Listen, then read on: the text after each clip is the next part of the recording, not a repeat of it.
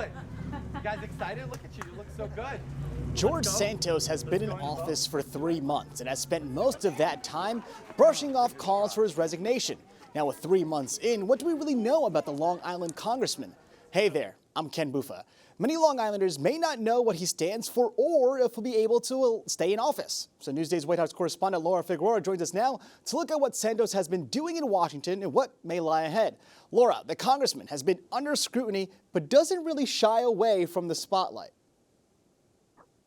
Indeed, he doesn't. I'd like to think that he's kind of entering this new second phase of his congressional persona. We went from George Santos on the first day in office, kind of running away from cameras and trying to avoid cameras at all costs, ignoring reporters and taking a backseat in the congressional House chamber, to now George Santos, who is kind of embracing, if not reveling in the spotlight. He's taken national interviews. He was seen at the State of the Union, kind of verbally tussling, sparring with Senator Mitt Romney.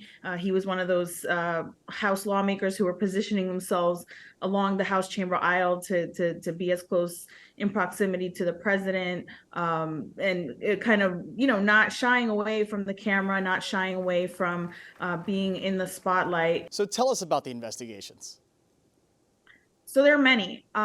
We have the Nassau District Attorney who said in December that she was going to look into some of the claims against Santos. You have the U.S. Attorney's Office for the Eastern District of New York. They haven't outright announced an investigation, but it's been reported that they are working with the Nassau County DA's office on an investigation.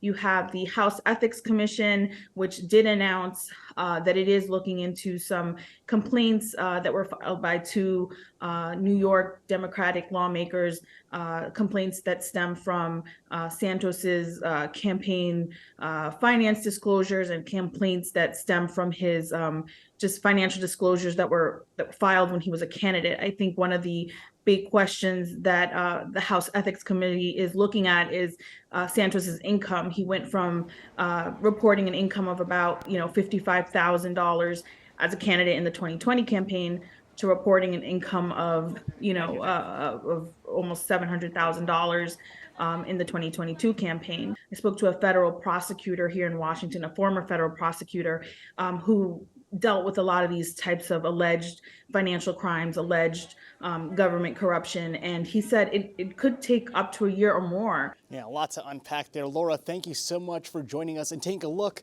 at what's happening with George Santos. And thank you for watching Newsday TV. I'm Ken Buffa.